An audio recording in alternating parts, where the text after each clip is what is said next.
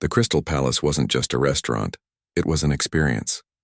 From the moment guests walked through its towering glass doors, they stepped into a world of luxury that most people only saw in movies. Crystal chandeliers hung from high ceilings, catching light and scattering tiny rainbows across white tablecloths. The floors were polished marble, so shiny you could almost see your reflection in them. And at the heart of the main dining room sat the crown jewel, an antique Steinway grand piano, its black surface gleaming under carefully positioned lights. For Rose, this world of wealth and privilege was just her workplace. At 24, she wasn't much different from thousands of other young people in the city, working hard to make ends meet while chasing bigger dreams. 6 months into her job as a waitress at the Crystal Palace, she still sometimes felt like an imposter in her crisp white shirt and black vest, moving between tables where a single meal cost more than she made in a day. "Table 12 needs another bottle of the Chateau Margaux," her supervisor whispered as they passed each other near the kitchen. "And remember, don't make eye contact with Mr. Reynolds unless he speaks to you first." Rose nodded, fighting back a tired sigh. Double shifts were becoming her norm lately, her body aching from hours on her feet, but the tips were too good to pass up. Every dollar she earned brought her one step closer to finishing her music therapy degree at the community college across town. 3 more semesters, she reminded herself. Just 3 more. "Did you hear who's coming tonight?" asked May, another waitress, as they restocked wine glasses behind the bar. "Thomas Reynolds himself. The whole restaurant's in a frenzy." "The tech billionaire?" Rose asked, carefully polishing a crystal glass. She'd seen his face on magazine covers and news websites. A tall man with piercing eyes and a reputation for brilliance matched only by his demanding personality. "The one and only," May whispered. "He's hosting some big-shot investors. Management's been going crazy all day. They've checked the temperature in the private dining room like 20 times. The kitchen doors swung open as the head chef burst through, his face flushed with stress. "Everyone, attention please. Mr. Reynolds and his party will arrive in 30 minutes. Everything must be perfect. The piano has been tuned, but remember, no one touches it. The pianist will arrive at 8 to perform during the second course." Rose had heard enough stories about Reynolds to know he noticed everything. Former employees at his company told tales of him spotting a single pixel out of place on prototype designs, or detecting when room temperature was off by a single degree. His software company had revolutionized artificial intelligence systems used in everything from medical diagnosis to climate prediction, making him one of the richest men in the country before he'd turned 40. The next half hour passed in a blur of polished silverware, adjusted table settings, and nervous staff meetings. Rose was assigned to assist with Reynolds's table, not as the primary server, but to help ensure water glasses never emptied and plates were cleared the moment they were finished. It was both an honor and a terrifying responsibility. "He's here," someone hissed, and the staff straightened like soldiers at inspection. Thomas Reynolds entered with the confidence of a man who knew his worth down to the penny. He wasn't flashy. His suit was expensive but understated. His only visible jewelry a slim watch that probably cost more than Rose's entire college tuition. 5 other people followed him, all dressed with similar refined wealth. Rose noticed how the restaurant manager's voice changed as he greeted them, becoming higher and somehow both more enthusiastic and more deferential. "Mr. Reynolds, we're honored to have you with us tonight. Your usual table is prepared, and Chef Paolo has created several special dishes just for your party." Reynolds nodded without smiling. "The temperature seems appropriate tonight. Last time it was at least 2 degrees too warm." His eyes scanned the room, taking in every detail until they landed on the piano. "Has it been tuned today as requested?" "Yes, sir. The tuner finished just 3 hours ago." "Good. And your staff understands that no one is to touch it?" "Absolutely, Mr. Reynolds. Everyone has been thoroughly instructed." Rose watched this exchange from a safe distance, noting how Reynolds seemed to command the space around him. He wasn't loud or aggressive, he didn't need to be. Something in his presence simply demanded attention and compliance. The evening progressed smoothly at first. Rose moved efficiently between the kitchen and dining room, helping serve impeccably presented dishes and pouring expensive wines with practiced precision. Reynolds' guests laughed at his occasional dry jokes and listened attentively when he spoke about his latest projects. From the snippets Rose overheard, she gathered he was seeking investment for a new branch of his company focused on educational technology. "The applications are limitless," he told his guests, as Rose silently cleared away first-course plates. We're talking about personalized learning that adapts in real time to each student's needs. The preliminary results are already exceeding our projections. The restaurant hummed with the usual dinner service sounds: gentle conversation, the clink of glasses, the subtle background music playing through hidden speakers. At nearby tables, other wealthy patrons enjoyed their meals, occasionally glancing toward Reynolds's party with recognition or curiosity. While carrying a tray of champagne toward a table celebrating an anniversary, Rose noticed movement near the piano. A small boy, maybe 4 or 5 years old, had wandered away from his parents' table and was approaching the instrument with wide-eyed fascination. This wasn't unusual. Children were often drawn to the beautiful piano. But tonight it could spell disaster. The boy's hands were visibly sticky from the chocolate dessert he'd been eating, leaving small smudges on the white tablecloth he'd passed. Rose quickly set down her tray on the nearest empty surface. The boy was reaching toward the piano's gleaming surface. Chocolate-covered fingers extended toward the polished wood and ivory keys. His parents were deep in conversation at their table, unaware of their child's explorations. Without thinking twice, Rose hurried toward the boy, reaching him just as his sticky hand was about to make contact with the piano's surface. She gently intercepted, kneeling down to his level. "Hey there, buddy," she said softly, catching his small hand in hers. "This piano is sleeping right now. We need to let it rest until the music man comes to wake it up, okay?" The boy looked at her with curious eyes. "I want to play music," he said. "I know, and that sounds like fun," Rose smiled. "But this is a special piano that only certain people can touch. How about I help you find your way back to your mom and dad? I bet they're wondering where their little musician went." As she carefully guided the boy away from the instrument, Rose's shoulder barely brushed against the side of the piano. It was the lightest touch, just the fabric of her uniform making momentary contact with the polished wood. The piano made no sound, and Rose was certain no harm had been done. What she didn't realize was that Thomas Reynolds had paused mid-sentence, his sharp eyes catching the entire interaction. His investors continued talking, unaware that their host's attention had shifted completely. As Rose led the child back to his embarrassed parents, who thanked her profusely, she felt a sudden chill. Glancing back toward Reynolds' table, she found him staring directly at her, his expression hardening from mild interest to unmistakable displeasure. Rose quickly returned to her duties, hoping she had imagined the intensity of his gaze. But as she passed near his table a few minutes later, she heard his voice cut through the ambient noise of the restaurant with unexpected clarity. "Excuse me," he said, not loudly but with enough authority that conversations nearby began to quiet. "You there, waitress? Come here, please." Rose turned, suddenly aware that every eye was on her. The champagne flutes on her tray trembled slightly as her hands began to shake. She carefully set the tray down and approached Reynolds's table, keeping her eyes respectfully lowered as she'd been instructed. "Yes, sir? How can I help you?" she asked, trying to keep her voice steady. Little did she know that this moment would change the course of her life forever, and that the confrontation brewing in Thomas Reynolds's eyes was about to erupt into something no one in the Crystal Palace would ever forget. Time seemed to freeze as Rose stood before Thomas Reynolds's table. The restaurant's usual buzz of conversation had dimmed to whispers, and she could feel dozens of eyes watching her. Reynolds's dinner guests shifted uncomfortably in their chairs, exchanging glances as their host's attention remained fixed on the nervous waitress. "Do you know what that piano is worth?" Reynolds asked, his voice dangerously quiet. Rose swallowed hard. "It's a Steinway grand piano, sir." "That's not what I asked," he replied. His tone wasn't raised, but there was a sharpness to it that made Rose's stomach tighten. "I asked if you know its value." I don't know the exact amount, sir," she admitted. Reynolds leaned back slightly in his chair, studying her as if she were a puzzling line of code in one of his programs. "That piano is a 1925 Steinway Model D concert grand. It's worth approximately $800,000, more than you'll likely earn in a decade." A soft gasp rippled through nearby tables. Rose felt her cheeks burn with embarrassment. "I was informed," Reynolds continued, setting down his wineglass with careful precision, "that all staff were explicitly instructed not to touch the piano under any circumstances.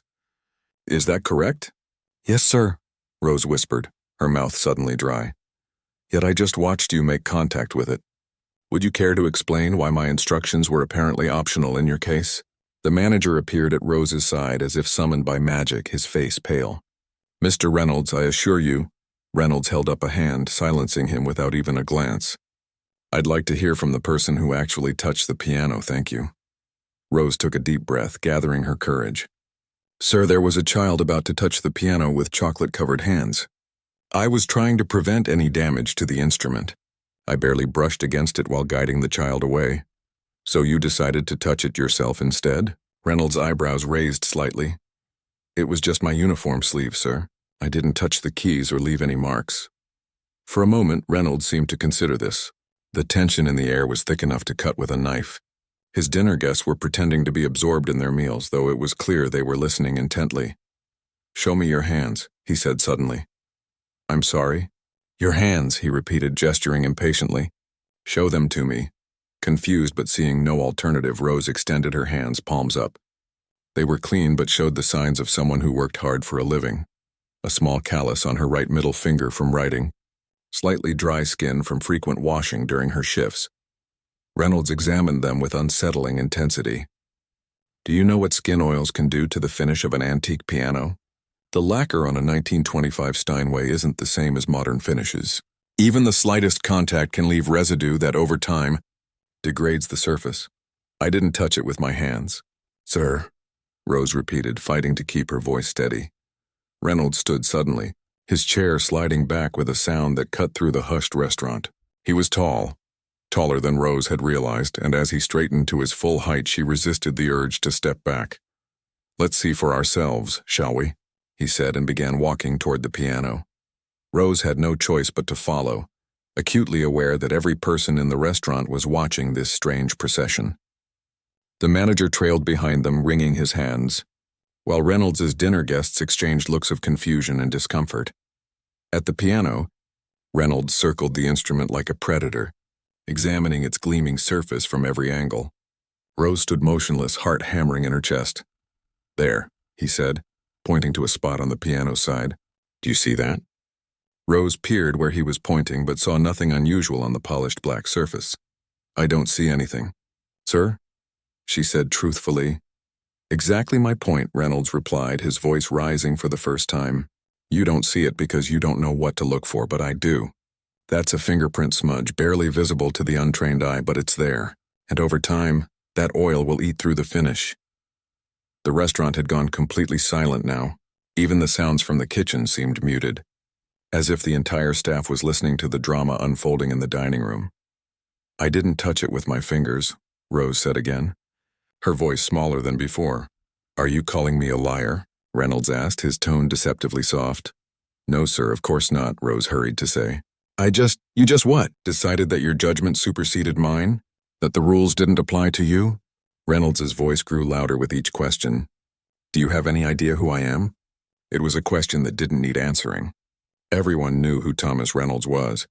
His face was on magazine covers, his name in headlines. His net worth was greater than the GDP of some small countries. I'm sorry if I've upset you, sir, Rose managed, blinking rapidly to hold back tears. Sorry doesn't undo potential damage, Reynolds continued, warming to his subject now. Sorry doesn't restore antique lacquer. Sorry doesn't compensate for carelessness. The manager stepped forward, his voice placating. Mr. Reynolds, please allow me to handle this situation. I assure you the employee will be disciplined appropriately. Reynolds ignored him completely, his focus still entirely on Rose. Where did you learn to serve? Clearly not at an establishment with proper standards. Rose felt a hot flush creeping up her neck. The humiliation was becoming unbearable, but she was trapped. Walking away would mean losing her job immediately, and she desperately needed this income for her tuition. I've worked here for 6 months. Sir, she said, her voice barely audible. Before that, I was at the Blue Harbor downtown. 6 months, Reynolds repeated with a short, humorless laugh. And in those 6 months, you never learned to follow basic instructions? What else haven't you learned? Are you as careless with food preparation? With wine service? Each question felt like a slap.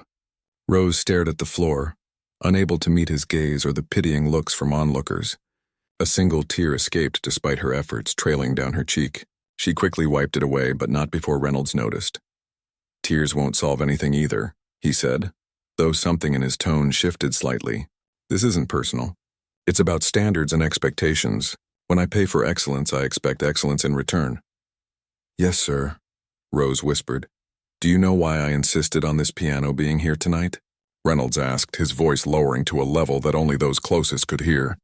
Because music creates the perfect backdrop for important conversations. Because the right notes at the right moment can influence decisions worth millions of dollars. Because details matter in everything, from software code to dinner ambiance. Rose remained silent, unsure if she was expected to respond. Look at me, Reynolds commanded.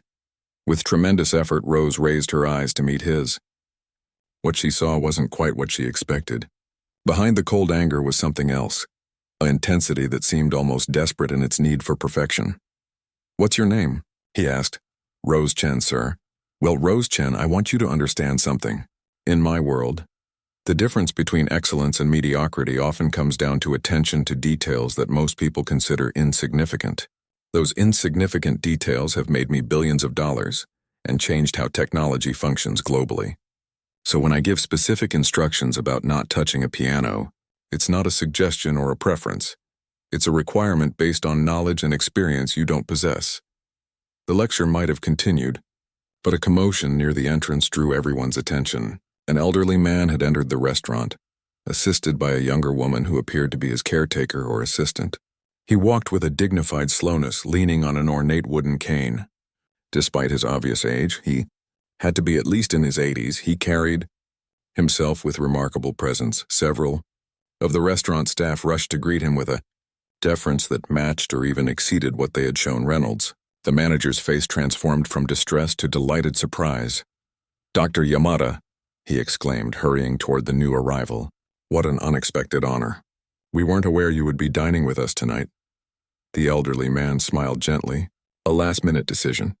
I was nearby for a meeting at the conservatory and found myself craving your excellent seafood pasta. As the manager fussed about finding the perfect table for this clearly important guest, Dr. Yamada's gaze traveled across the restaurant and landed on the tableau by the piano. The billionaire, the waitress with tears in her eyes, and the crowd of onlookers. His smile faded, replaced by a look of curiosity and concern. Is everything all right? He asked, his voice carrying surprisingly well for a man of his age. The manager looked frantically between Dr. Yamada and Thomas Reynolds, caught between two powerful figures. Just a small staff matter being addressed, Dr. Yamada. Nothing to concern yourself with. But the elderly man was already walking toward them, his cane tapping softly on the marble floor. As he approached, a flicker of recognition passed across Reynolds's face. The first sign of something other than displeasure he'd shown all evening. Rose, still fighting back tears, had no idea who this elderly newcomer was or why his arrival had caused such a stir. All she knew was that, for the moment at least, she was no longer the center of Reynolds's attention, and for that small mercy, she was profoundly grateful.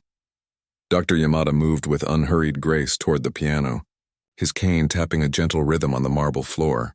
Despite his slow pace, there was something commanding about his presence that caused conversations to hush as he passed. His assistant, a woman in her 30s with a neat bun and practical clothes, stayed close behind him, watchful but unobtrusive. Good evening, Dr. Yamada said as he approached. His voice was warm and carried a slight accent.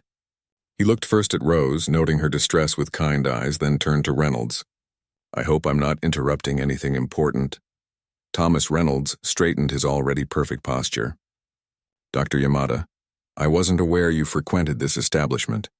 Only occasionally, the older man replied with a small smile. But their seafood pasta brings back memories of my time in Italy. He glanced around at the gathered onlookers, then back to the tent scene before him. Perhaps you might introduce me to this young lady? Reynolds' jaw tightened almost imperceptibly. This is one of the waitstaff. We were discussing a matter of professional standards. I see, Dr. Yamada nodded thoughtfully. And does this discussion of professional standards typically require an audience? He gestured mildly toward the restaurant patrons, many of whom quickly pretended to be absorbed in their meals again. For the first time that evening, Thomas Reynolds appeared slightly uncomfortable. He cleared his throat. Dr. Yamada, with all due respect, this is a private matter between myself and the restaurant management. Is it? The elderly man raised his eyebrows, then turned to Rose. Young lady, might I know your name? Rose hesitated, glancing nervously at Reynolds before answering. Rose Chen, sir. Chen, Dr. Yamada repeated, his expression brightening. Any relation to the Chen family from the Bayshore district? My grandparents live there, Rose replied, surprised. Wonderful people. Your grandmother makes exceptional mooncakes. I had the pleasure of tasting them at a community festival last autumn. Dr. Yamada's smile widened, transforming his lined face. Then he turned his attention to the piano beside them. A beautiful instrument. Steinway Model D, 1925, if I'm not mistaken. Reynolds nodded stiffly. You have a good eye, Doctor. Not just my eye, Dr. Yamada chuckled, reaching out to run his fingers lightly over the piano's glossy surface. Rose's eyes widened in shock at this casual contact with the instrument that had just caused her so much trouble. I would know the balance and weight of these keys anywhere. The restaurant manager made a choked sound of distress but said nothing as the elderly man continued to touch the precious piano. Tell me, Mr. Reynolds, Dr. Yamada continued conversationally, do you play? I appreciate music but never found the time to learn properly, Reynolds admitted. A shame. Though appreciation itself is valuable. Dr. Yamada lowered himself onto the piano bench, placing his cane carefully against the side of the instrument. Would you mind if I played a few notes? It's been some time since I've had the pleasure of a 1925 Model D.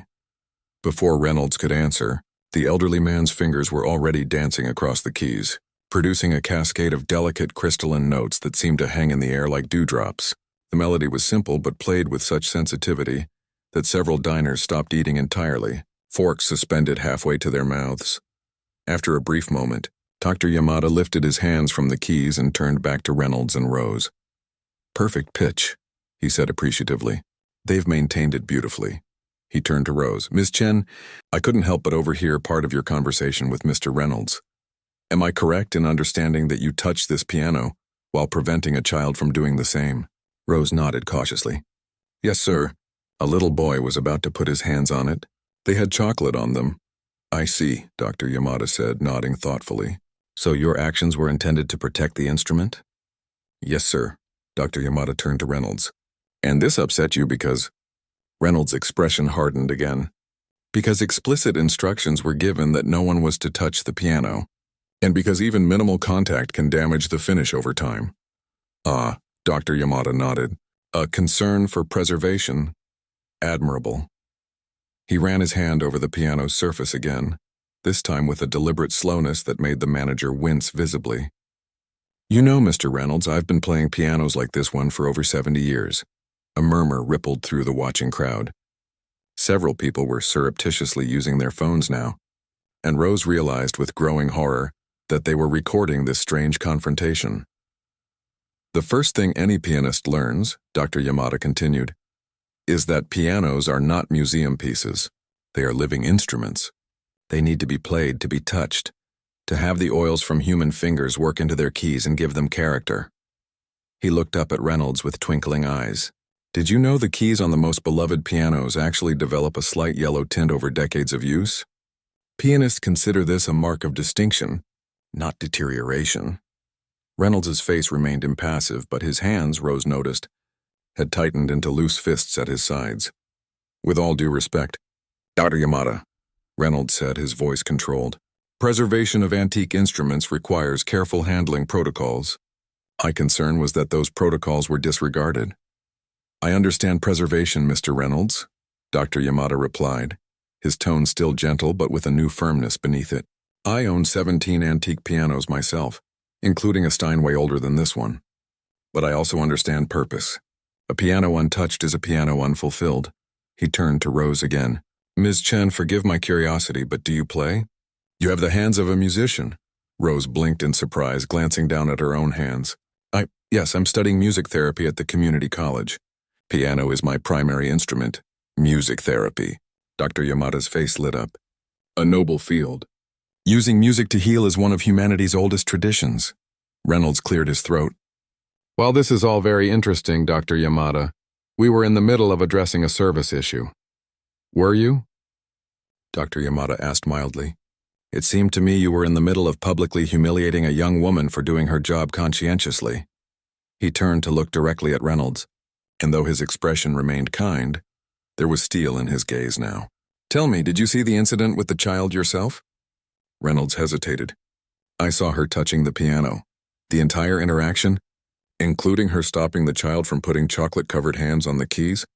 I noticed movement and looked over as she was making contact with the instrument. I see, Dr. Yamada nodded. So you didn't witness her preventing what would have been actual damage to your precious piano? The restaurant had fallen completely silent. Even the sounds from the kitchen had stopped, as if the entire staff was straining to hear this exchange. Reynolds's cheeks colored slightly. That's beside the point.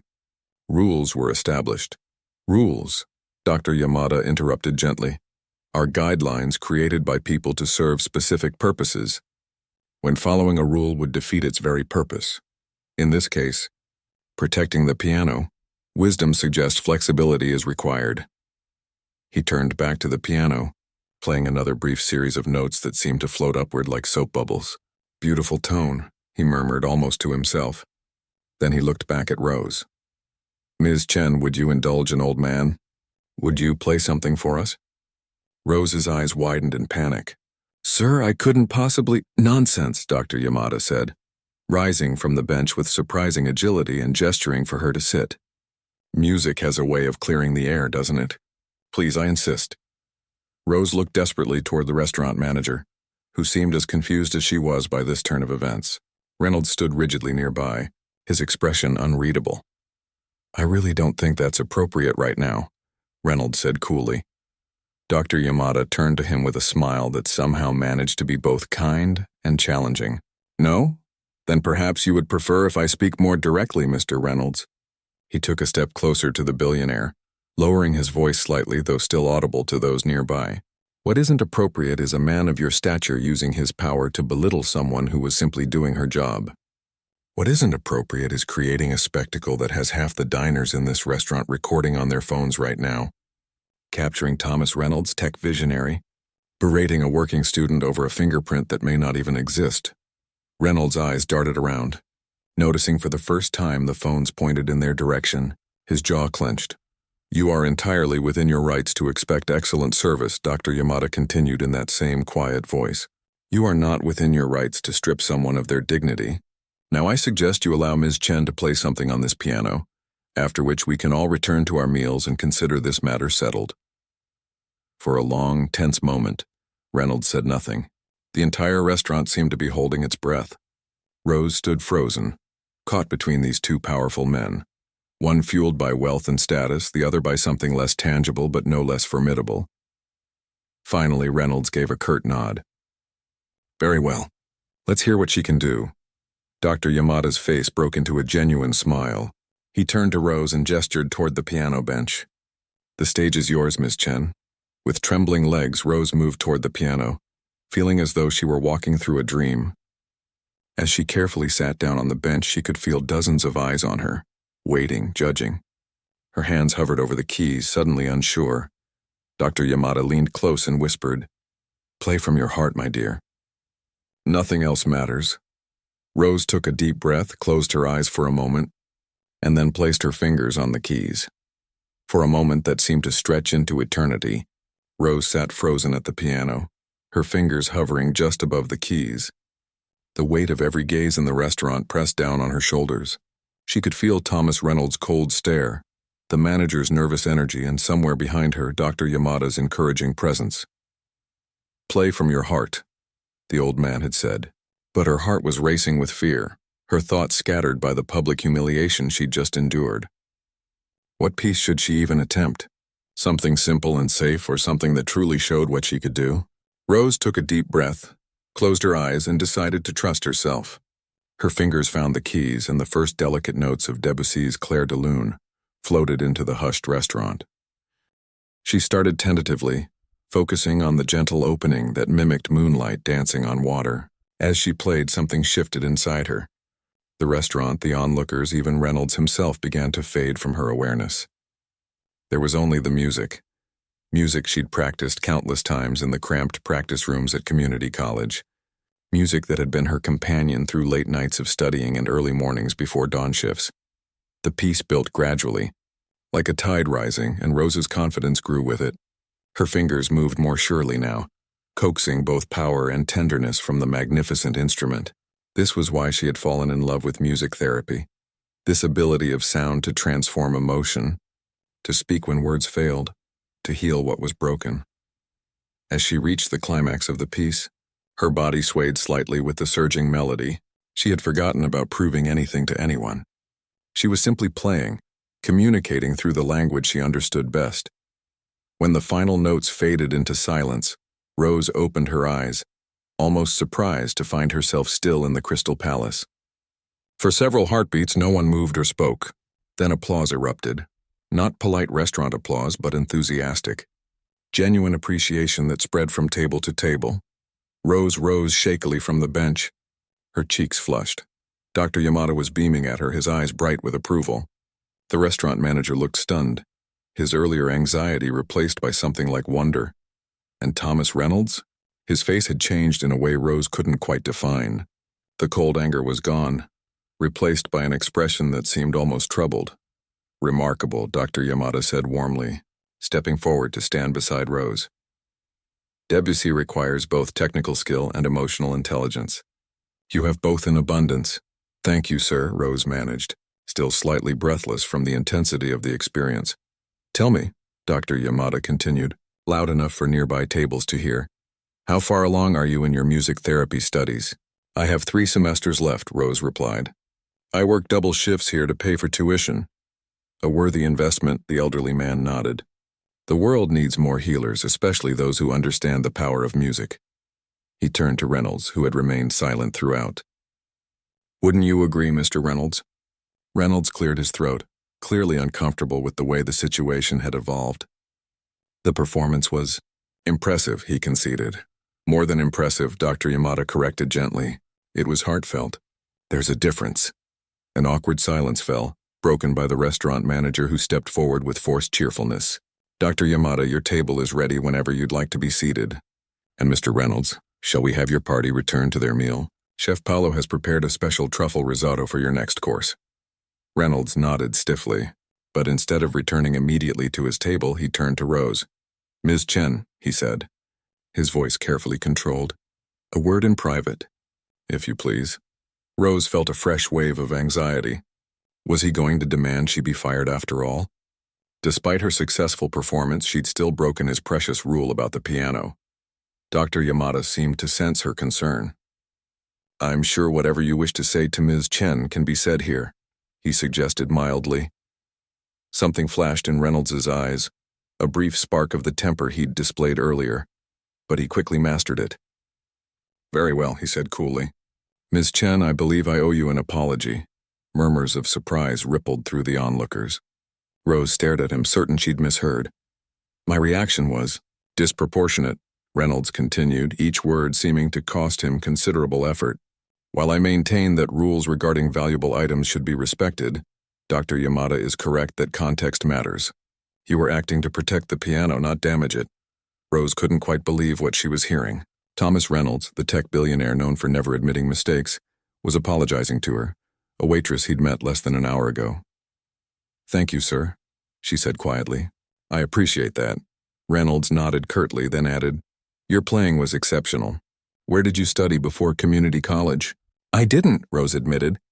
"My grandmother taught me basics when I was little, and I practiced on the public library's piano through high school. The community college is my first formal training." Something shifted in Reynolds' expression. Surprise, perhaps, or reassessment. "You're entirely self-taught, mostly. There are some great online tutorials these days," she added with a small smile. Dr. Yamada chuckled. "Raw talent. The rarest kind." He turned to Reynolds. "Wouldn't you agree it would be a shame for such gifts to go undeveloped?" Reynolds studied Rose with new interest, as if seeing her properly for the first time. "Yes," he said slowly. "It would be." The moment was interrupted by one of Reynolds' dinner guests, a woman in an elegant suit who approached with diplomatic smoothness. "Thomas, the investors are getting restless, and we still have the education initiative to discuss before dessert." Reynolds nodded. "Of course, Vivian. I'll be right there. He turned back to Rose. We'll speak again before I leave this evening. Please make yourself available. It wasn't quite a request, but neither was it delivered with his earlier harshness. Rose nodded, uncertain what else to say. As Reynolds walked back to his table with his colleague, the restaurant began to return to normal. Conversations resumed. Waitstaff who had been frozen in place watching the drama unfold returned to their duties, and the general hum of dining activity gradually increased. Dr. Yamada touched Rose's arm gently. Are you all right, my dear? I think so, she said, though her legs still felt wobbly from the emotional roller coaster of the past half hour. Thank you for stepping in. I don't know what would have happened if you hadn't. Sometimes people with great power forget the responsibility that comes with it, the elderly man said, his voice kind but serious. Mr. Reynolds isn't a bad man, just one who has perhaps grown too accustomed to bending the world to his will. You weren't afraid to stand up to him, Rose observed with admiration.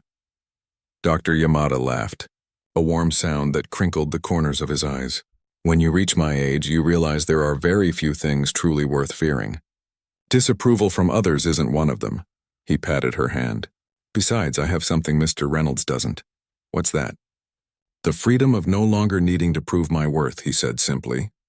It's quite liberating. Rose's manager approached, looking both relieved and nervous.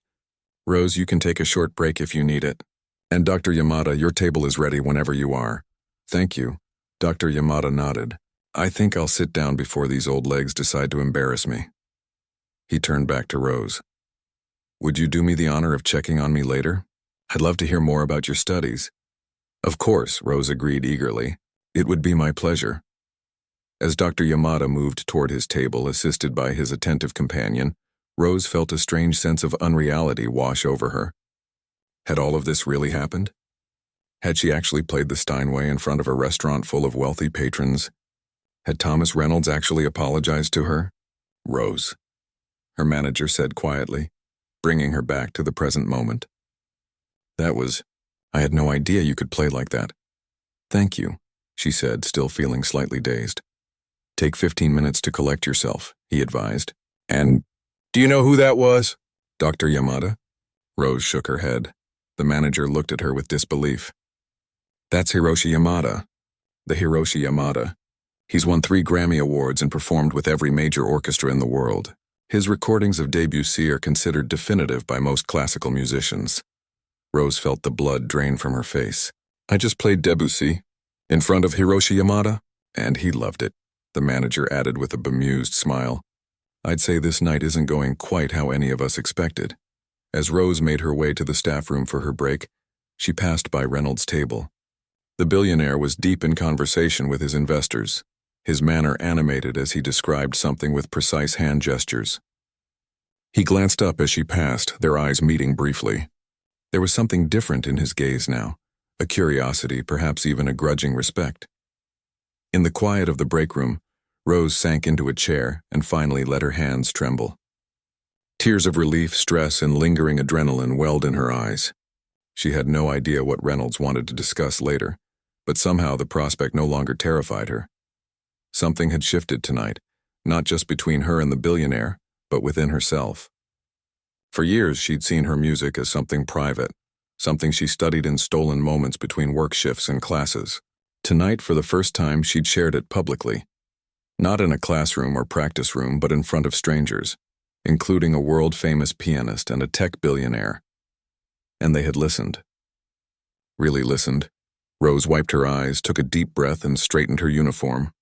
Whatever happened next, she would face it with the same courage and heart she'd put into her playing. The remainder of Rose's shift passed in a blur. She moved between tables, pouring wine and clearing plates with practiced efficiency, but her mind was elsewhere. Fellow servers shot her curious glances. A few whispered congratulations as they passed in the service corridor. Word had spread quickly through the staff. Rose Chen had played the forbidden piano, impressed a famous musician, and somehow turned Thomas Reynolds' anger into something else entirely. Whenever she passed near Dr. Yamada's table, he greeted her with a warm smile. Once, he even introduced her to his dining companion, the dean of music at the city university, who slipped Rose his business card with a meaningful nod. Reynolds's table was another matter. Rose approached it only when necessary, still cautious despite his apology. The billionaire was fully engaged with his investors now, his earlier fury seemingly forgotten as he outlined plans for some educational technology initiative. Yet occasionally, when Rose refreshed water glasses or removed empty plates, she caught him watching her with thoughtful eyes. As the evening wound down and diners gradually departed, Rose felt both exhaustion and lingering anxiety creeping in. What did Reynolds want to discuss? Would there still be consequences for touching the piano? The uncertainty gnawed at her as she helped clear the last of the dessert plates from his table. "Ms. Chen," Reynolds said as she gathered the final coffee cups, "I believe we have a conversation pending." Rose nodded, trying to keep her hands from trembling. "Yes, sir. Whenever you'd like." Reynolds glanced at his remaining dinner companions who were engaged in their own discussion. "Now would be suitable. Perhaps by the piano?" Heart pounding, Rose followed him to the now quiet corner where the magnificent Steinway stood. Most of the restaurant had emptied, though Dr. Yamada remained at his table, sipping tea and occasionally glancing in their direction. Reynolds stood beside the piano, running one finger lightly along its edge, an irony not lost on Rose. For a moment he seemed almost uncomfortable, a stark contrast to his commanding presence earlier. "I understand you're studying music therapy," he finally said. "Yes, sir. 3 semesters left if I can manage the tuition." Reynolds nodded thoughtfully. "An interesting field. Combining music with healing," he paused. "My mother had Alzheimer's. In her final years she remembered very little. Not my name, not her home, sometimes not even how to feed herself. But she could still play the piano pieces she'd learned as a girl." Rose nodded, surprised by this personal disclosure. "Music activates different neural pathways than speech or other memories. We often see patients who can't communicate verbally but can still engage with music." "Yes, exactly that," Reynolds said, something softening in his expression.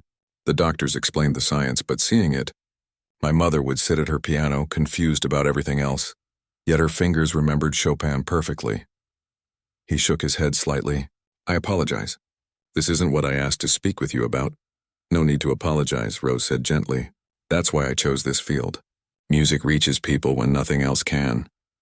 Reynolds studied her face. "Your performance earlier. It was unexpectedly moving. Dr. Yamada tells me you're largely self-taught." "Yes, we couldn't afford lessons when I was growing up. My grandmother showed me the basics and I practiced whenever I could find a piano." "Yet you played Debussy with remarkable sensitivity," Reynolds observed.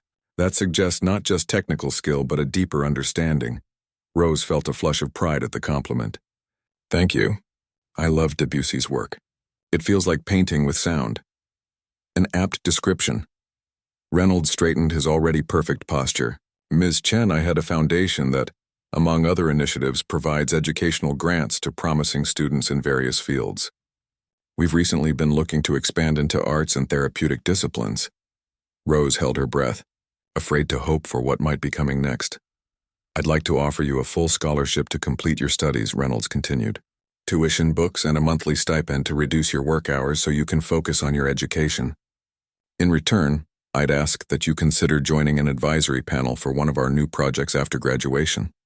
Rose stared at him, certain she had misheard. "A full scholarship?"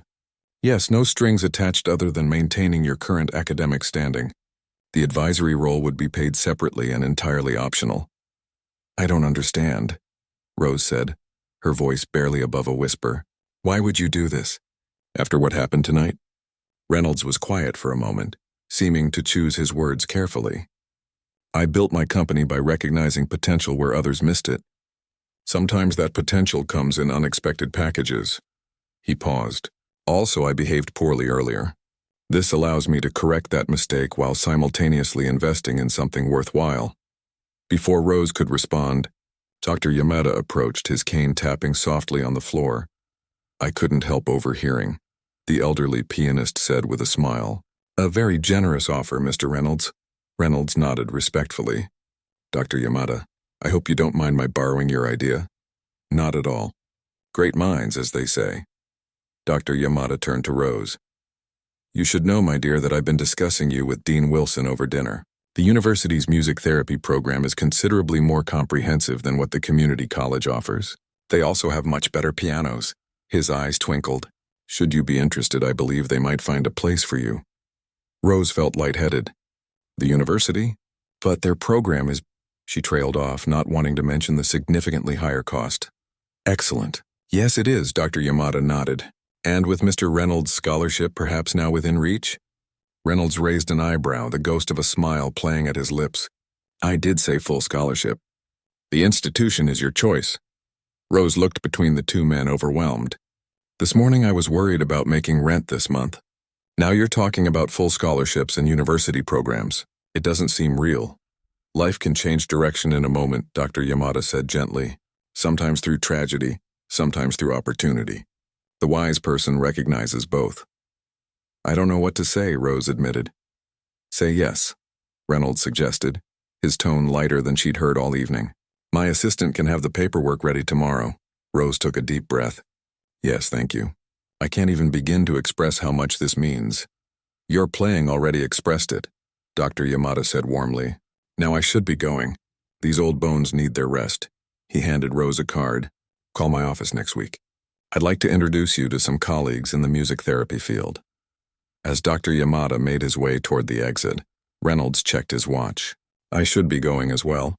My assistant will contact you tomorrow with details. He extended his hand and Rose shook it, still dazed by the turn of events. Mr. Reynolds, she said hesitantly as he turned to leave. May I ask, what is this educational project you mentioned? The one you'd want advice on? Something lit up in Reynolds' eyes. The passion of someone discussing their true interest. We're developing adaptive musical instruments for children with physical disabilities. Technology that can translate even minimal movements into musical expression. It's still in early stages, but the preliminary results are promising. That sounds amazing, Rose said sincerely. It could be, with the right guidance. Reynolds nodded a final goodbye and walked toward his waiting dinner guests. Left alone by the piano, Rose placed her fingertips lightly on the keys, not pressing down enough to make sound, just feeling their cool, smooth surface. The events of the evening seemed dreamlike. The confrontation, the humiliation, the unexpected defense by Dr. Yamada, her performance, and now this life-changing offer. Rose? Her manager appeared beside her, looking concerned. Everything okay? What did Reynolds want? She turned to him, a smile slowly spreading across her face. He offered me a full scholarship to finish my degree, and Dr. Yamada wants to help me transfer to the university program. The manager's jaw dropped. Are you serious? After all that drama earlier? I can hardly believe it myself, Rose admitted. So you won't be working here anymore? He looked both happy for her and slightly concerned about losing a reliable server. I'll need to reduce my hours, Rose said. But I'd like to keep some shifts if possible. This place just got a lot more interesting. She glanced toward the piano with a small smile. Later that night, as Rose rode the bus home to her tiny apartment, she gazed out at the city lights blurring in the rain. Life rarely moved in straight lines. Sometimes it took unexpected detours that led to places you never imagined. 3 months later, Rose sat in a bright university classroom, taking notes as a professor explained the neurological effects of rhythm on patients with motor disorders. Her new scholarship covered everything as promised, allowing her to work just 1 shift a week at the Crystal Palace, rather than the bone-crushing schedule she'd maintained before. Twice a month, she visited Reynolds' tech company to provide input on their adaptive instruments project. The billionaire himself occasionally joined these meetings, asking thoughtful questions and implementing her suggestions with surprising humility. Dr. Yamada had become a mentor, introducing her to leaders in the music therapy field and occasionally inviting her to play duets on his personal Steinway, which he insisted was meant to be touched, not admired from a distance. As for the infamous piano at the Crystal Palace, it now bore a small plaque. Music exists to be shared. Please ask our staff about tonight's performance schedule. Next to it, a donation box collected funds for music therapy programs at the Children's Hospital. And sometimes, when the restaurant was quiet and she had a moment between tables, Rose would sit down and play,